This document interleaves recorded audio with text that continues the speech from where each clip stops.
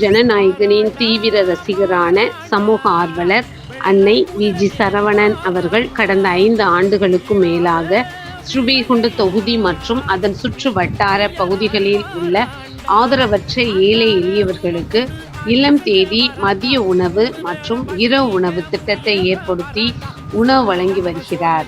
இந்நிலையில் தமிழக வெற்றிக் கழகத்தின் ஐம்பெரும் கொள்கை தலைவர்களுள் ஒருவரான சமூக ஆர்வலர் அஞ்சலை அம்மாளை கொள்கை தலைவராக அறிவித்ததன் ஈர்ப்பால் தமிழக வெற்றிக் கழகத்துடன் இணைந்து தமிழக வெற்றிக் கழக தலைவர் தளபதி திரு விஜய் அவர்களின் ஆசியுடன் கழக பொதுச் செயலாளர் அண்ணன் உசி.என். ஆனந்த் அவர்களின் வழிகாட்டுதலின்படியும் 26/2/2026 அன்று 1353வது நாளாக ஏரல், உண்டியலூர், ஸ்ரீவைகுண்டம், கோட்டைக்காடு, திருத்தொண்டநல்லூர் மற்றும் கீழமங்கலக்குறிச்சி அதன் சுற்று வட்டார பகுதிகளில் உள்ள ஆதரவற்ற ஏழை எளியவர்களுக்கு தமிழக வெற்றிக் கழகம் தூத்துக்குடி மேற்கு மாவட்டம் ஜனநாயகனின் தீவிர ரசிகரான சமூக ஆர்வலர் அன்னை வி.ஜி. சரவணன் அவர்களின் சார்பில் மதிய உணவாக முட்டையுடன் கூடிய